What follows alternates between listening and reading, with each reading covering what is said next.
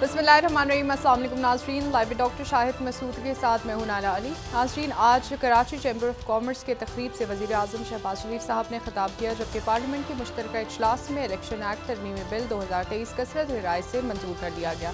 इसके अलावा राजा रियाज साहब की ज़ेर सदारत होने वाले इजलास में निगरान वज़ीर आज़म के नाम पर मुशावरत की गई समेत दिन भर जो मौज़ूआत रहे उन पर बात करेंगे। हमारे साथ स्टूडियो में मौजूद हैं डॉक्टर शाहिद मसूद। अस्सलाम वालेकुम डॉक्टर साहब।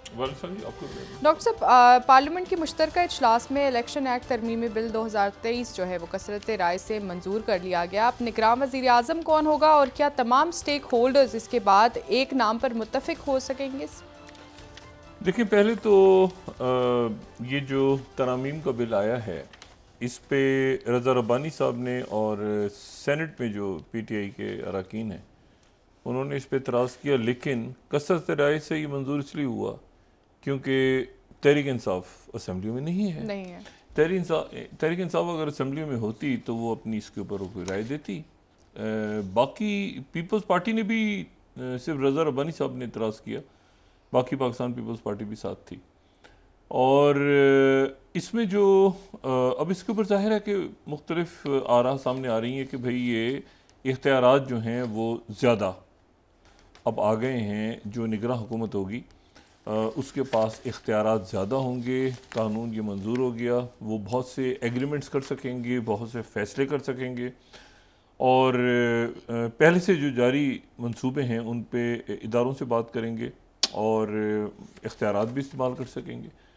और इसमें जो तरामीम हैं, ये जो इजलास हुआ उससे पहले उसमें आज़म नज़ीर तारड़ साहब थे, ताज हैदर साहब थे पीपल्स पार्टी से, अली ज़फ़र साहब थे और बाकी लोग थे।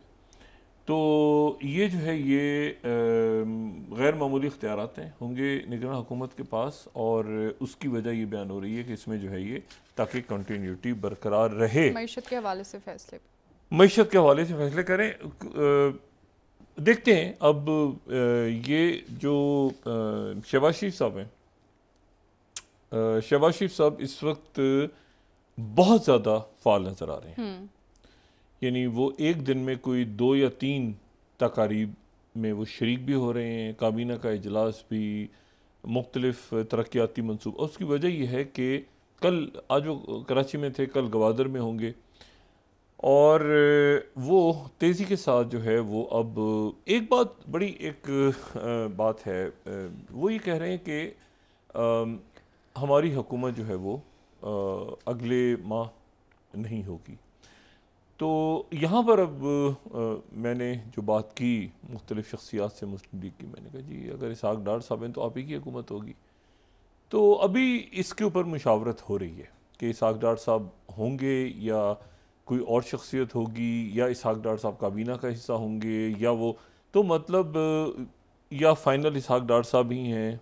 तो ये अभी क्योंकि वो इस जुमले के ऊपर अगर गौर किया जाए ना कि अगले माह जो है वो हमारी हुकूमत नहीं होगी, एक निगरान हुकूमत होगी, हो भी सकते हैं डॉक्टर साहब, हो भी सकते हैं डॉक्टर साहब, लेकिन ये है कि ये जुमला फिर जो है ये मेरे ख्याल से इसको काफ़ी नोट किया जा रहा है कि इसको और भी हो सकता है और ये भी हो सकता है कि यही हो या ये भी हो सकता है कि काबीना में हो। तो मुख्तलिफ इस्लामाबाद में बातें हैं, जब तक फाइनल नहीं होता उस वक्त तक हम इसमें बात नहीं कर सकते।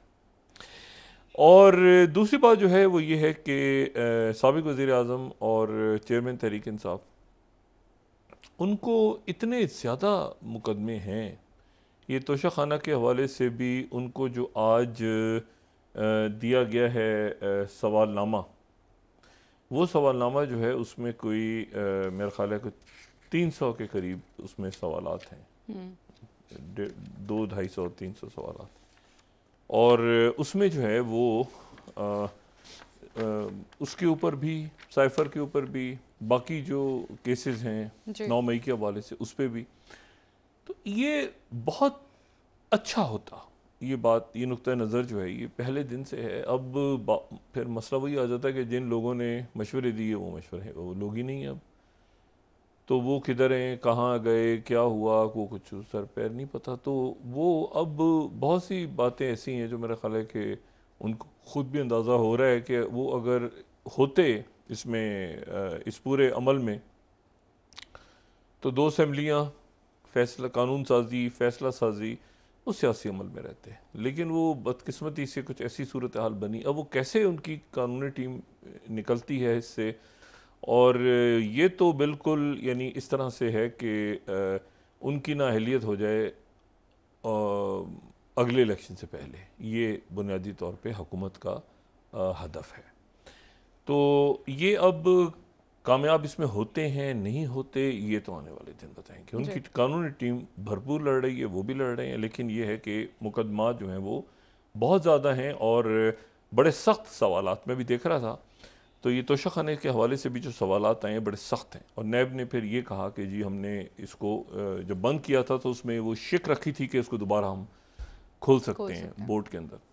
तो ये जो है ये देखना है अब कि ये कैसे वो इन तमाम मामला से निकल के फिर इसको पॉलिटिकल, ये बात में बहुत पहले हम इस प्रोग्राम में कहते थे कि इतनी बड़ी मकबूलियत को इलेक्शंस की तरफ लेके जाएं, किसी और तरफ उनके रुफक। और मैं आपको बताऊं वही जो ट्रोजन हॉर्सेस होते हैं ना, कि वो ले गए एक खास जगह और फिर इधर उधर हो गए, लेकिन अल्टीमेटली, और मैं हमेशा मुशर्रफ साहब की मिसाल देता था, मुशर्रफ साहब के ऊपर ही सारा पड़ गया, वो किसी को याद भी नहीं कि उनके साथ कौन कौन से लोग थे। वो बात सारी उसी की आती है जो उस वक्त सरबराह होता है। तो अब वो कैसे निकलते हैं इससे ये देखना है। और लेकिन ये है कि इसमें मतलब पॉलिटिकली तो अब ये जाहिर है कि उसमें मुशावरत का अमल होता है, कैसे होता है, पार्टियाँ एग्री करती हैं नहीं करती हैं, क्या होता है सारा। ख्वाजा आसिफ साहब ने कल एक जुमला कहा जो बड़ा तकलीफ दे था जी, और उसके ऊपर मेरा अपना ये अंदाज़ा था कि इस पार्लियामेंट के चूँकि आखिरी दिन चल रहे हैं, तो आखिरी दिनों में एक सियासी कारकुन वो रहे हैं और उन्होंने भी सोबतें बर्दाश्त की हैं और कैदोबंद की और सख्तियाँ भी देखी। तो एक सियासी जमात इस वक्त जो कि उनके मद्दे मुकाबिल रही है, अगर वो बहुत सारे मसाइल से गुजर रही है इस वक्त, तो वो कम से कम ये जो आखिरी सेशंस हैं इन दिनों में जाके कोई नरम सा लहजा या कोई अच्छी बात करेंगे उनसे, कि जिसके नतीजे में मज़ीद, क्योंकि आप देखें कुछ तलखी थोड़ी सी इस वक्त कम है। जो शहबाज शरीफ साहब में वो तरक्याती मंसूबों की बात करें तो दरमियान में आज़म नज़ीर तारड़ साहब जो हैं वो बड़े यानी आप देखें कि मैं ये जो मेरी उनसे मुलाकात नहीं हुई कभी भी, लेकिन वो बात जो करते हैं तो बड़े तरीके से, बड़े आराम से, और तो मुझे नहीं समझ में आया कि ख्वाजा आसिफ साहब के साथ क्या मसला है। तो या तो ये है कि कहीं उनको कि देखें, अब खैर क्या बात की जाए, वज़ीर दिफा हैं, अब वो उनको मैं यहाँ पे क्या बात करूँ, लेकिन ये है कि इस पर काफ़ी हैरत का इजहार हुआ। और वही कि रॉबर्ट पिंटो को गुस्सा क्यों आता है, फिर आप वही सोचने लगते हैं कि इसके ये गुस्सा क्यों आया जो उतरा यहाँ पे आके, क्या कुछ पीछे ऐसा हुआ जिसकी वजह से गुस्सा आया। तो क्रॉस द बोर्ड इसको बुरा समझा गया है, और मेरा ख्याल है कि ख्वाजा साहब मुस्तकबिल में थोड़ा सा ध्यान करेंगे इस बात का, या इसके ऊपर अल्फाज वापस लेंगे या नहीं लेंगे, उनकी मर्जी है बहरहाल। अच्छा, अब इसमें जो और बात है वो ये है कि देखें पाकिस्तान जो स्ट्रेटेजिक, मैं ज़रा बड़ी पिक्चर में बात करते हैं ना। अच्छा, बड़ी पिक्चर की बात हम करते हैं ना, जब मैं जो बड़ी पिक्चर लोग, आप ये इंटरनेशनल अफेयर्स में जो भी कुछ हो रहा है पाकिस्तान के अंदर, अगर इस वक्त आटा भी महंगा है या चीनी की कीमत भी महंगी हो रही है, सब्जी गोश्त भी महंगा हो रहा है, उसका भी बराह रास्त ताल्लुक जो है उन हालात से जो कि अफगानिस्तान में, भारत में, चाइना में, रशिया में, यूक्रेन में, यूरोप में, कहीं उनसे बराह रास्त। यानी आप दुनिया में ऐसी जगह पे हैं, मुझे बताएं आपका ट्विटर बंद हो जाए इस वक्त, तो आप कहेंगे जी हमारा कैसा ताल्लुक है, व्हाट्सएप बंद हो गया।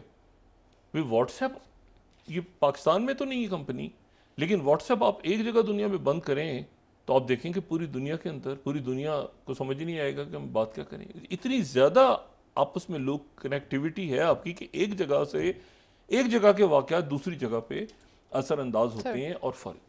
अच्छा, अब मैं जो इस पर दोबारा बात करते हैं भी थोड़ी देर में कि निगरान हुकूमत और ये सारी बातें, लेकिन मैं आपको सिर्फ ये बात बताऊँ कि दो बातें मैं बार बार इस प्रोग्राम में कह रहा हूँ और काफ़ी अच्छे से कह रहा हूँ, और ये बात मैं तब से कह रहा हूँ कि जब ये इंटरनेशनल अफेयर्स के हवाले से बात शुरू हुई थी और कोविड के दिनों में ये बात की थी कि जी जब चाइना और इंडिया के दरमियान मामला हुए थे, इसको ये बिल्कुल ये कोई तनकीद नहीं है, ये एनालिसिस है। बहुत से दोस्त अहबाब जो इंडिया से बहुत अच्छे दोस्त, बहुत दोस्त हैं, जो कि ज़िंदगी का बड़ा हिस्सा जो है वो पाकिस्तान से बाहर गुजरा, तो बहुत सी जगहों पे बहुत से दोस्त अहबाब हैं जो जिनसे बात होती है और वो इस बात को बड़ा समझते हैं। अच्छा। और वो इस बात को समझते हैं कि बात इंडिया पे तनकीद की नहीं हो रही है, बात ये हो रही है कि ये सेल्फ डिस्ट्रक्टिव मोड में क्यों मोदी साहब लेके जा रहे हैं, ये बात हो रही है। और दूसरी बात जो है वो ये है कि क्योंकि जो अमन की आशा और ये सारे जो डायलॉग शुरू हुआ था, ये तो उसमें तो कलीदी रोल था मेरा। मैं तो और बेशुमार ऐसे दोस्त अहबाब हैं जो बड़े ज़बरदस्त उनके साथ पहले भी ताल्लुकात थे और आज भी हैं इंडिया में। बात ये है कि जब इंतहा पसंदी पे आ जाए ना तो बात भी ना सुने। और कश्मीर के हवाले से आप ने पहले किया, फिर उसके बाद जो है वो करते करते फिर चाइना के साथ हो गया मामला। और मैं पहले दिन से इस बात पे कन्विंस था कि जब चाइना के साथ फड्डा होगा तो उसके अंदर ये बात सही नहीं करेगी, मोदी सरकार अपने लोगों से बात छुपाएगी। इसी तरह से ये कि अमेरिका इनकी मदद को नहीं आएगा, इसी तरह से यूरोप, इसे क्वाड कुछ नहीं है। अब ये जो बात आप करते हैं ना अथॉरिटी, फिर वो बात अगर गलत हो जाए तो बड़ी गड़बड़ हो जाती है कि आपका एनालिसिस इस लेवल पे गड़बड़ हो गया कि आपने कहा कि जी बाइडेन जीतेगा और ट्रंप हार जाएगा। तो आप तो लोग कह रहे हैं कि दिमाग तो सही है, 2 दफ़ा जीतता है प्रेसिडेंट अमेरिका का रूटीनली, तो ये कैसी बातें आप कर रहे हैं। या यूक्रेन आपने पहले से लोगों को समझाना शुरू कर दिया सारा, और भाई यूक्रेन वॉर छिड़ी तो फिर आप आराम से बैठें। मैं सिर्फ आपको एक बात कहूँ, ये जो, और मैं हमेशा ही कहता रहा हूँ कि भारत को खतरा उस तरफ से है, इस तरफ से नहीं है। बिल्कुल, ठीक है, उस तरफ से, इस तरफ से नहीं है।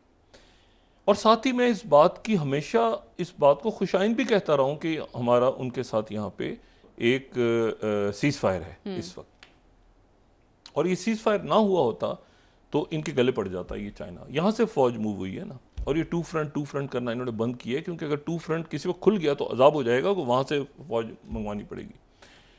और इशू यहाँ से खतरा, या इशू क्या है सारा? इशू जो है वो ये है कि मैं इसको, ये जो जैसे मणिपुर का मामला है, मणिपुर का मामला इसलिए है कि ये मणिपुर को ये अभी डिस्कस किया मैंने। मणिपुर को तो ये 7 सिस्टर स्टेट्स को मेरे ख्याल से कोई 3 साल से डिस्कस हो रहा है कर रहे हैं सर। और लोगों को यहाँ पर सबको पता है, मिजोरम में दिखाना शुरू करता हूँ तो मिजोरम में ये होगा और ये होगा, वो सारे कहते हैं कि यार पता नहीं, अच्छा मैं तो इजीली निकल जाता हूँ कि भाई मणिपुर में ये कहा था, ये म्यांमार का बॉर्डर था, ये वेस्ट बंगाल है, बीच में बांग्लादेश है। ये इशू ये है सारा कि ये इसको सीरियस क्यों नहीं ले रहे। ये नहीं, मैं अच्छा, ये एक जो सबसे खूबसूरत बात है ना वो ये है कि मेजॉरिटी भारत की, मेजॉरिटी, ये बड़ी खूबसूरती है कि वहाँ की मेजॉरिटी जो है ना भारत की, यानी आप इस बात को छोड़ दें कि वोट कितना पड़ रहा है, वोटर कितने, मेजॉरिटी जो है वो इस चीज़ को पसंद नहीं करती, जितना जो मैं कम से कम, कि यार आपस में रहो सारे प्यार मोहब्बत से। एक गैंग है, अच्छा वो गैंग्स हर मुल्क में है, वो हर मुल्क में इंतहा पसंद, राइट विंग, इधर उधर, वो हर मुल्क में है। हमारे यहाँ उस इंतहा पसंदी को ख़त्म कर दिया, हमारे यहाँ इंतहाई रही है, अभी भी होगी, मैं नहीं कहता बिल्कुल जीरो, लेकिन आप हमारे यहाँ किसी मंदिर के साथ कोई मसला हो, आप देखिए मुसलमान ज़्यादा खड़ा हो जाएगा कि ये मंदिर पे क्यों हुआ है मसला, ठीक है, या किसी चर्च पे क्यों हुआ है।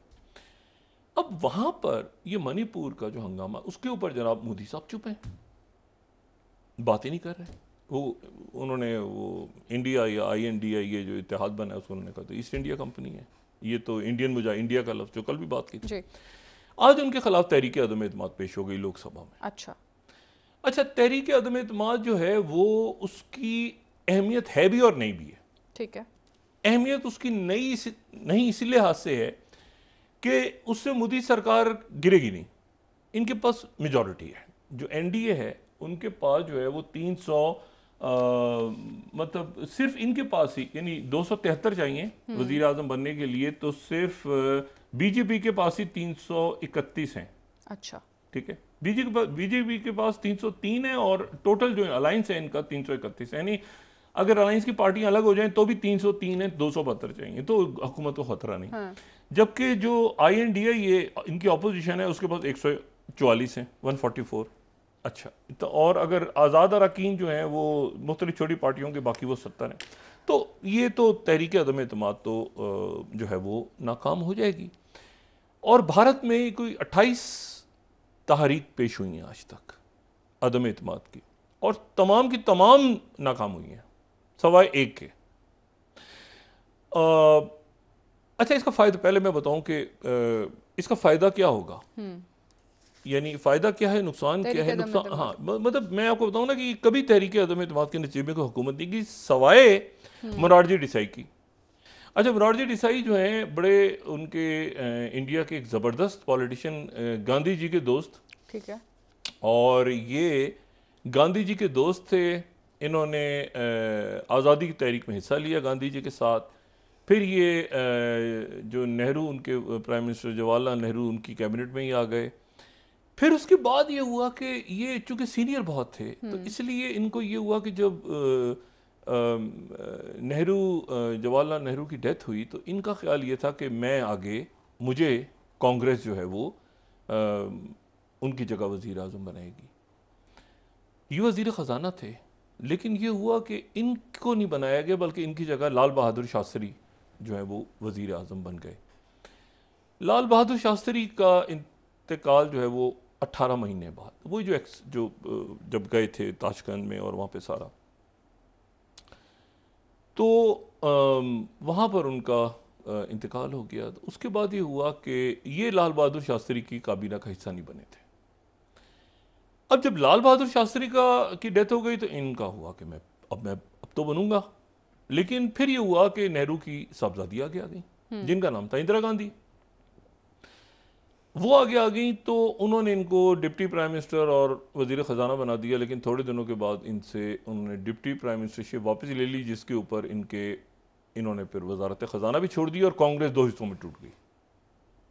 कांग्रेस दो हिस्सों में टूट गई, और एक जो हिस्सा था फिर ये इंदिरा गांधी के मद्दे मुकाबिल आ गए। ठीक है, और मद्दे मुकाबिल आए, और जब एमरजेंसी ख़त्म हुई 75 में, जो एमरजेंसी लगी थी ख़त्म हुई, उसके बाद इलेक्शंस हुए, तो ये इलेक्शंस में ये जीत गए, 77 में जीते। और फिर उसके बाद ये हुआ, लेकिन हंगामे, ये वो आगे पीछे, ये अमन की बहुत बात करते थे। अच्छा, पाकिस्तान के साथ ये अमन की बहुत बात करते थे। ये जब वज़ीर आज़म बने, तो ये सबसे ज़्यादा उम्र के वज़ीर आज़म थे भारतीय तारीख़ में, ये 81 साल के थे। तो उसके बाद ये हुआ कि इनको जो है वो बहरहाल जब तहरीक अदम एतमाद पेश हुई 79, जनता पार्टी के नाम से इन्होंने हिस्सा लिया, जनता पार्टी उस वक्त थी। तो जनता पार्टी के, तो इन्होंने तहरीक अदम एतमाद पेश हुई, तो इन्होंने रिज़ाइन कर दिया। ठीक, उस ज़माने के अगर हम अखबारात देखें, तो ये हमें मिलते हैं, Morarji Desai resigns as prime minister, और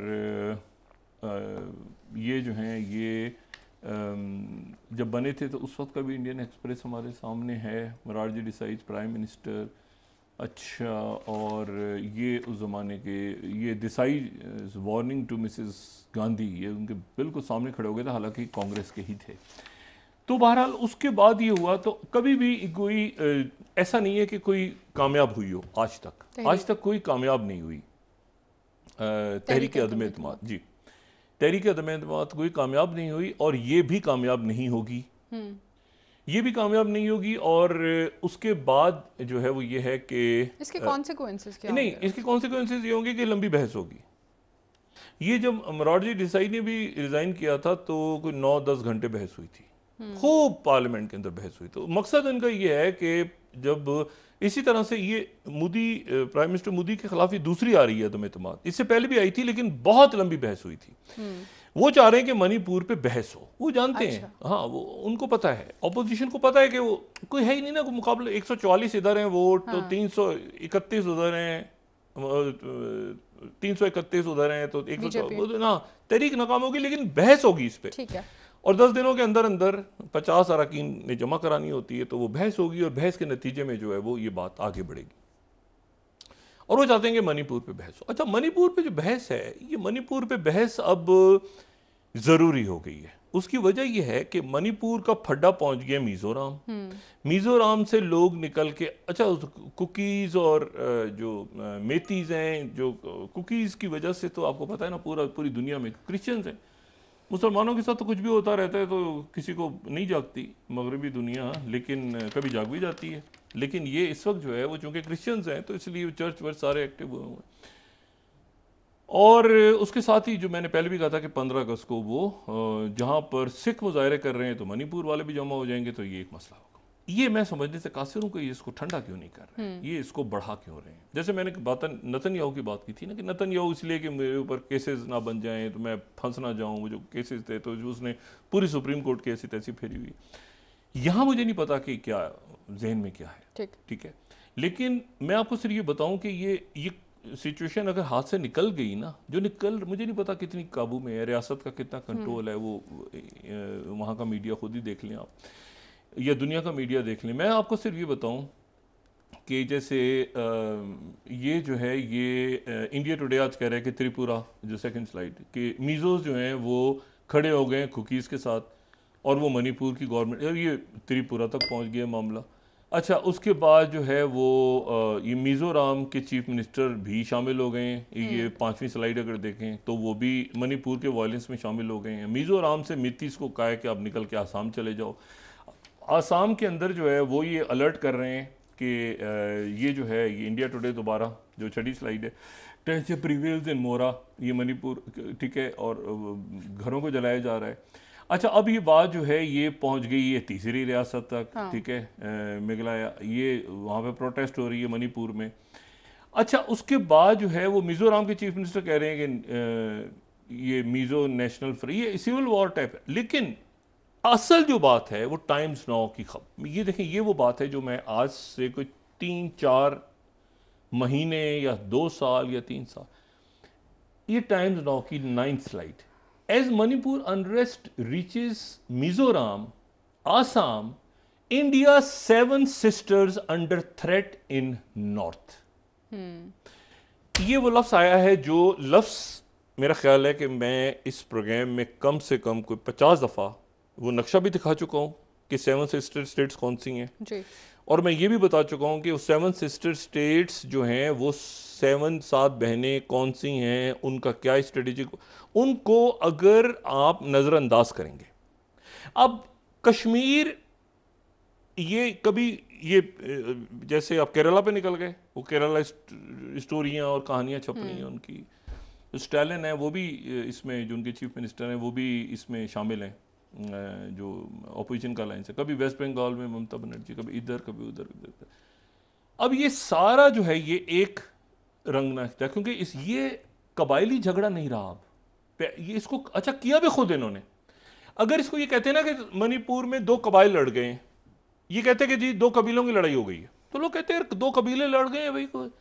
इन्होंने कहानी ये बनाई कि जी हिंदू क्रिश्चियन झगड़ा है। जब आप इसको हिंदू क्रिश्चियन झगड़ा बनाएंगे, यानी जो कश्मीर का इशू है, कश्मीर में आप कहें कि जी कश्मीर में कोई प्लॉटों परमिटों का कोई ऐसा तो नहीं है ना, एक आज़ादी की तहरीक है। अब आप उसको जो है फिर आपने आज़ादी की तहरीक से फिर आपने उसको हिंदू मुसलमान रंग दे दिया, फिर कुछ प्रॉब्लम ये है कि ये तो कबाइल लड़ रहे हैं, इन्होंने उसको बना दिया हिंदू क्रिश्चियन और हिंदू अक्सरियत और नहीं मजहबी रंग, और बड़ा क्लैरिटी के साथ, बड़ा क्लैरिटी के साथ कि भाई ये कुकीज हैं, ये आए थे बाहर से, हम तो मानते ही नहीं है कौन नहीं है फलाना। वो जनाब उसके बाद बीजेपी की हुकूमत बैठी है वो फैलते। अब इनका मीडिया कह रहा है कि 7 सिस्टर स्टेट्स को खतरा है। ये अब ये बहस होगी, जितने दिन बहस नहीं होगी ये बढ़ता जाएगा वायलेंस। मुझे नहीं पता, मैं इसको समझने से दोबारा, क्योंकि देखें सारे पड़ोसी और वहाँ के मुल्क, यहाँ हमारा बॉर्डर तो सुकून के साथ है और हम चाहते हैं कि, लेकिन वहाँ के इश्यूज, चूंकि एक पूरा रीजन है ना, इसमें बिम्स्टेक, इसमें गंगा मेकोंग, इसमें बेल्ट एंड रोड आ रही है, इसमें चाइना, इसमें नेपाल, हम सार्क के मेंबर हैं।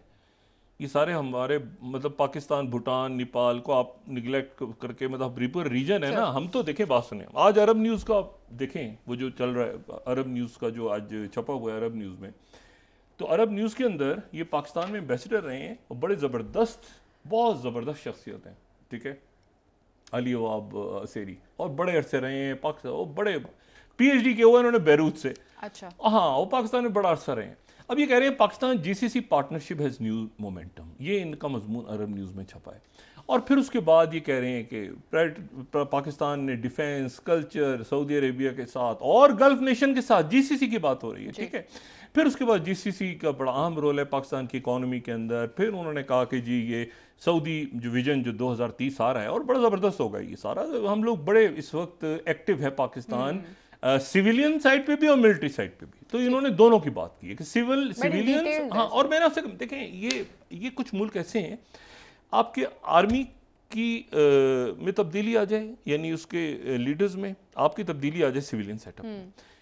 Turkey, Pakistan, Turkey, Saudi Arabia Pakistan, UAE Pakistan, China Pakistan, Qatar Pakistan, कुछ मुल्क, ये इवन अमेरिका के साथ हमारा कोई फड्डा नहीं पड़ा हुआ, सर्द मोरी आगे पीछे दाएं बाएं चलती रहती है, लेकिन बड़ा कलीदी कई मुल्कों के साथ हमारा बड़े ज़बरदस्त रोल है, इंक्लूडिंग कभी कभी नाराज़गियाँ हो जाती हैं ईरान के साथ, वो भी ठीक हो जाती हैं। इशू ये है सारा कि ये हम उसमें दोबारा एंटर हो रहे हैं रीजन के अंदर, ठीक है, और हम उस रीजन के अंदर स्ट्रेटेजिकली बिल्कुल ठीक है, बिल्कुल ठीक जा रहे हैं। ये हमारा मैन मेड क्राइसिस खत्म हो जाएगा। वहाँ प्रॉब्लम ये है कि इंटरनल केओस जो कि जिसके कई रंग हैं, एथनिक, मजहबी, ये आगे पीछे नहीं, फिर अपने अंदर ही मतलब ये दलित हैं इनको मार दो, ये कर दो। फिर उसके बाद वो कंटेनमेंट वाला इशू, उसको तो हम नहीं, पाकिस्तान देखें स्ट्रेटेजिकली आपको कंटेन कर दिया था ना, एक दौर में आप कंटेन हो गए थे। इधर अफगानिस्तान है, इधर ही है, दोनों तरफ से आपको फटा पड़ा। 9/11 के बाद पार्लियामेंट इधर से प्रेशर आ गया, 8 महीने फौजें खड़ी रही। मैं उस बिटर हिस्ट्री में नहीं जाना चाह रहा, लेकिन मसला ये कि खुद अपने आप को कंटेन करवा लिए। चाइना नहीं कंटेन, इंडिया कंटेन हो गया है। मैं बार बार ये बात दोहराता हूं, और ये इसको आप देख लें, भूटान, नेपाल, बांग्लादेश, म्यांमार, ये 7 सिस्टर स्टेट्स, इधर पाकिस्तान, उधर श्रीलंका, उधर, तो बात ये कि आप कंटेन हो गए। क्यों किया आपने? और जपियां आपको अमेरिका कह रहा था कि अमेरिका की भी जपियां पड़ रही थी ना, मिडिल ईस्ट में ओआईसी में आ जाएं, इधर आ जाएं, फलां आ जाएं, यूरोप में। अमेरिका बहादुर पीछे खुद इलेक्शन में जा रहे हैं वो, और एक मर्तबा फिर डाउन किया अमेरिका ने एक और मुल्क को। ये बात ये है कि इसको ठंडा करें, इस चीजों को ठंडा करेंगे तो बिटरनेस कम होगी, आपकी अपनी बिटरनेस कम होगी, तो फिर आप पड़ोसियों से भी अच्छी बात करेंगे, पाकिस्तान के लिए भी अच्छी बात करेंगे। कुछ यहाँ से पाकिस्तान के वज़ीर ख़ारजा हाथ नहीं मिला रहे, चाइना के भी तो हाथ नहीं मिला रहे। और भाई आप थोड़ा ठंडे होकर ज़रा सुकून से आराम से बैठे हैं, देखें कि प्रॉब्लम्स आपके अंदर क्या प्रॉब्लम्स हैं, ये क्या कर रहे हैं। वो चाइना से फड्डा ले लिया, उधर उससे ले लिया, उधर यूँ ले लिया, ऐसे। ये थोड़ा सा ज़रा जो है वो अपने फेलियर्स को एक्सेप्ट करें। मणिपुर के अंदर क्या, मैं इसको इतना यकीन करें कि फॉलो कर रहा हूँ, मुझे नहीं समझ में आता कि मणिपुर को क्यों नहीं हल कर रहे। एक चीफ मिनिस्टर को हटा दें, वहाँ आर्मी भेजें, सिक्योरिटी जो भेजें, जिसको भेजना है भेजें, वहाँ अमन तो कायम करें, फिर फौज के वाले कर दें। आप वहाँ कर्फ्यू कुछ करें भाई, आप छोड़ा हुआ है कि नहीं, मतलब ये मैं इसको समझने से कासिर हूँ। तो कुछ तो कोई तो हल निकलेगा ना। सिविल वॉर, आपस में लोग सर काट रहे हैं, मार रहे हैं एक दूसरे को, नहीं छोड़ा हुआ है ये, मतलब कोई समझ में नहीं आता कि यार ये कैसे हो रहा है। अच्छा, बहरहाल एनीवे, एक ब्रेक का वक्त हुआ, तो पुलिस भी 2 हिस्सों में बढ़ गई है, ब्यूरोक्रेसी 2 हिस्सों में टूट गई है, तो अब 5 कबाइल है, 5 तो नजर नहीं आ रही ना लोकसभा। नहीं, वो एक दफा निकल गई चीजें ना। वो कभी म्यांमार पे कभी कहते थे, म्यांमार में गालियां देते हैं, तो फिर वो प्रोजेक्ट सारा एक्ट एशिया वाला। बहरहाल, तो मैं सिर्फ ये बात कह रहा हूँ कि ये अब जो आगे के दिन हैं, ये आगे के दिन इसीलिए इंपॉर्टेंट हैं पाकिस्तान के लिए बतौर रियासत। छोड़ दें ये फरो इश्यूज। महंगाई आपकी कम होनी चाहिए, क्योंकि आने वाले दिनों में जो प्रोजेक्ट्स हैं, शुरू में तो सर पे मलबा गिरा, लेकिन अगर आप स्ट्रेटेजिकली ठीक जा रहे हैं रीजन में, अगर आपकी इंपोर्ट्स एक्सपोर्ट्स, आपके ये मामलात और आपकी बदमाशिया का तो हल करना पड़ेगा। जब तक आप बदमाशिया को, जब तक सुने, ये जितने मर्जी प्रोजेक्ट बना लें, जब तक आप प्रॉपर बदमाशिया जो एलीट है, ठीक है, उसके ऊपर हाथ नहीं डालेंगे, जो मैं बार बार वो मिसाल देता हूँ। और बिल्कुल जब तक कुत्ते पड़े हुए कुएं में, आप जो मर्जी कर लें, जितना मर्जी पानी डाल लें लाके, जितनी मर्जी आप मादनियात का, जब तक ये चंद लोगों को आप अकाउंटेबल नहीं करेंगे, इस मुल्क में मुट्ठी भर लोग हैं, उनको अकाउंटेबल नहीं करेंगे अक्रॉस द बोर्ड, ये प्रॉब्लम्स आपके चलते रहेंगे। और फांसी दे दी है चाइना के अंदर एक बंदे को करप्शन पे एक बंदे को फांसी, उन्होंने सजा मौत सुना दी है। उनका बड़ा किसी सूबे का कोई, मेरे ख्याल से पता नहीं गवर्नर था, कौन था। मैं ये नहीं कह रहा कि फांसियां दें, मगर आप कोई किसी लेवल की अकाउंटेबिलिटी करें। पॉलिटिकल इंजीनियरिंग से इन अदारों को निकाल के अक्रॉस द बोर्ड अकाउंटेबिलिटी एक दफा होनी चाहिए, बिल्कुल। और उसमें यह है कि अकाउंटेबिलिटी जेलों में डाल दें लोगों को, और वो जो निकल आए, पैसा ले लें लोगों से, हाँ। ठीक है, या लोगों के ऊपर ये जो टैक्सेस वैक्सेस आपने गरीबों पर डाले हुए हैं, ये इसको एक तरीके से आप इसको डिस्ट्रीब्यूट करें और शफाफ तहकीकात और की शफाफ, सूरत मतलब एयरपोर्ट बना तो छठा पकड़ी, एक ब्रेक ले छठे लेते हैं दिन डॉक्टर वो साहब, बना तो वो वापस आके एक बात गवर्नमेंट करेंगे। आई तो पुराना प्रोजेक्ट खत्म हो, इसीलिए ये अच्छा किया है, ये जो है ना कि कंटिन्यूएशन इकोनॉमी वाली, उसने पिछला प्रोजेक्ट खराब कर दिया, उसने वो कर दिया, वो इंजीनियर छोड़ के भाग गए, वो खड़ा हुआ। इन प्रोजेक्ट्स को अलग रखें जहाँ पे मईशत, सियासत को अलग सियासत को अलग रखें। ठीक है, ब्रेक ले लेते हैं डॉक्टर साहब, वापस आके बात करेंगे मजीद। नाजरीन, एक ब्रेक हमारे साथ रही है।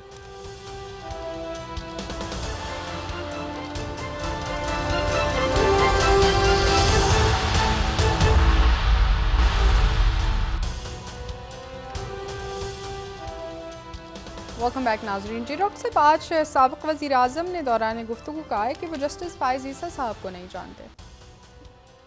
अब इस पे क्या तबसरा किया जाए? फ़ाइज़ ईसा साहब के साथ जो कुछ हुआ है, मतलब है कि कानूनी तौर पे भी और उनके साथ ज़ाती तौर पे भी और उनके अहले खाना के साथ भी, और वो तो अब अगर जाहिर है कि जो भी उनके आसपास लोग थे जो उनको मशवरे दे रहे थे, और बाद में भी उनको यहाँ तक जो उनके मुशीराने ग्रामी थे उनको अब क्या कहा जाए, लेकिन यह है कि बहरहाल बड़ी ज़्यादती हुई थी फ़ाइज़ ईसा साहब के साथ उस वक्त। और मैं सिर्फ ये, बहरहाल ये वक्त गुजर गया, ये भी गुजर जाएगा, और उसको देखें, आगे मुल्क ने आगे जाना है, सब खैर, अल्लाह ताला खैर करे। मैं आपको सिर्फ एक बात और बताऊंगी, मैं आपसे कह रहा हूँ ना कि ऐसे वाक़यात हैं जिनसे हम अलग नहीं रह सकते। मिसाल के तौर पे तुर्की में आज 2-3 बातें बड़ी इंपॉर्टेंट हो रही हैं। पहली बात तो तुर्की में ये है कि चाइना के जो वज़ीर ख़ारजा हैं वांग यी, वो वहाँ पहुँचे हैं 3 साल बाद। चाइना और टर्की के दरमियान थोड़ी सी तो अप्स एंड डाउन रहे हैं ताल्लुकात के, लेकिन अब ठीक है, अब ठीक है पिछले चंद सालों से। तो टर्की में चाइना के जो वज़ीर ख़ारजा हैं वो वहाँ पे। उससे ज़्यादा जो इम्पोर्टेंट मेरे लिए है, बड़ी ये इंटरेस्टिंग डेवलपमेंट हो रही है, वो हो रही है कि हमास के सरबराह यानी इस्माइल हानिया, और जो कि इलेक्शंस में 2007 में वज़ीर आज़म मुंतखब हो गए थे, और जिसके भी झगड़ा हुआ था उनका महमूद अब्बास से, सदर महमूद अब्बास, जो कि एक गज़ा में और मगरिब के, उनकी मीटिंग हुई है टर्की में, और मीटिंग करवाई है तैयब एर्दोगन ने, प्रेसिडेंट टर्की के। देखिए ना, ये अच्छा, ये इतनी इंटरेस्टिंग डेवलपमेंट है कि इसके नतीजे में ये मतलब है कि अब ये किस तरह से वहाँ गज़ा में तो एक इश्यूज़ हैं, तो जो इस्माइल हनी है वो ज़्यादातर वक्त गुजारते हैं अपना कतर में, तुर्की में। इसकी जो अगली मीटिंग हो रही है वो होने जा रही है इजिप्ट में, यानी हमास और फ़लस्तीनी अथॉरिटी। इसमें बड़ा कलीदी किरदार हो, ये टर्की में रही है, लेकिन कलीदी किरदार इसमें सिर्फ टर्की का नहीं है, सऊदी अरेबिया, यूएई, ये सारे मुल्क जो हैं अब ये इन्होंने। अच्छा, दूसरा वहाँ एक डिफेंस की बहुत बड़ी समिट हो रही, कॉन्फ्रेंस कह लें, जो भी कहें टर्की में, यानी एक तो चाइना, एक ये डिफेंस की हो रही है, और ज़ाहिर टर्की ने बहुत ज़्यादा वहाँ पे ड्रोन्स और जो भी उनका जो असला वगैरह, टर्की बहुत आगे निकल गए। लेकिन ये जो है नेतन्याहू समझ से बाहर है, यानी नेतन्याहू जो है, अच्छा आज उनकी अदालत ने भी जो है उसके ऊपर स्टे देने के बजाय, यानी जो फैसला एक पास हो गया था उसको वापस नहीं भेजा, बल्कि उसको खींच के वो सितंबर में ले गए। हेयरिंग अब इस दौरान हंगामे होते रहेंगे इसराइल में, और ये नेतन्याहू सिर्फ इसलिए कर रहे हैं कि उनको अपने केसेस से बच जाएं, और अमेरिका की उनके साथ अब एक डिस्टेंस शुरू हो गया है नेतन्याहू गवर्नमेंट के साथ। मैंने आपसे कहा ना कि स्ट्रेटेजिक पार्टनर्स वो रहेंगे, इसराइल हमेशा स्ट्रेटेजिक पार्टनर रहेगा, इंडिया उनका स्ट्रेटेजिक पार्टनर है। लेकिन प्रॉब्लम ये आ रही है कि जब इंटरनल कियोस शुरू होता है ना, और जब आप डिलीवर, आपका वक्त मतलब मिडिल ईस्ट उनके हाथ से निकल रहा है। मुझे बताएं तो अमेरिका इस वक्त ये वो देख रहा है कि चाइना इंडोर्स बना रहा है, चाइना आ रहा है, ठीक है, हुआवे सारा एंटर हो गया है, तो वो क्या इस वक्त जो है वो एक इसराइल के साथ खड़ा होगा, और फिर फ़लस्तीनी आपस में मिल रहे हैं और बाकी इश्यूज। फिर तो मसला ये है कि इस पूरी पिक्चर में अभी ये मैन मेड क्राइसिस इंडिया में क्यों खड़ा हो रहा है। हमारी तो दुआ है कि इसको हल करें, मसले को, इंसानी इश्यूज को नहीं, और इसको स्टडी भी करें कि क्यों हो रहा है, ये क्या वजह है इसको करने की। और फिर जो है वो कल से स्टार्ट हो रही है समिट, ये बड़ा इंपॉर्टेंट है कि रशिया अफ्रीकन समिट स्टार्ट हो रही है। अफ्रीकी ममालिक जो हैं, जिसमें साउथ अफ्रीका भी है, और उसमें इजिप्ट के सदर सिसी भी हैं। इजिप्ट जो है ये ज़हन में रखें कि मिस्र अफ्रीका में है। सर बिल्कुल, लोग भूल जाते हैं, वो समझते हैं कि शायद मशरिक़ वस्ता में है। मिस्र जो है वो अफ्रीकन मुल्क है, अफ्रीका का मुल्क है, शुमाली अफ्रीका। तो जनरल सीसी भी वहाँ पहुँच रहे हैं रशिया। अब ये इतनी एक्टिविटीज़, इतने ब्लॉक्स, इतने सारे, दुआ है कि ये जो अदम इस्तेकाम है हमारा ये कम हो सर, और हम एक मजबूत मईशत की तरफ, मजबूत खारजा पॉलिसी की तरफ, मजबूत ये जो लोगों के इश्यूज़ हैं, रोज़ बिजली का बिल बढ़ जाता है, रोज़ गैस का बिल बढ़ जाता है, और एक प्रॉपर अकाउंटेबिलिटी, मईशत उस वक्त तक ठीक नहीं होगी, मुल्क उस वक्त तक आगे नहीं जाएगा जब आप एक proper accountability across the board elite class की करेंगे। हाँ, बहुत मतलब ये नहीं कि वो कुल्फी वाला जो है, जो फैसल मस्जिद के बाहर बेचारा कुल्फी वाला था, उसको पकड़ के अंदर डाल दिया। बहुत शुक्रिया डॉक्टर साहब। नाज़रीन, प्रोग्राम का वक्त खत्म हुआ, कल इंशाल्लाह दोबारा आपसे मुलाकात होगी। मुझे नाला अली को इजाज़त दीजिए। अल्लाह हाफ़िज़ जी डॉक्टर साहब। अपने दोस्तों रिश्तेदारों के दोनों के लोगों को सब ख्याल रखिएगा। अल्लाह हाफ़िज़।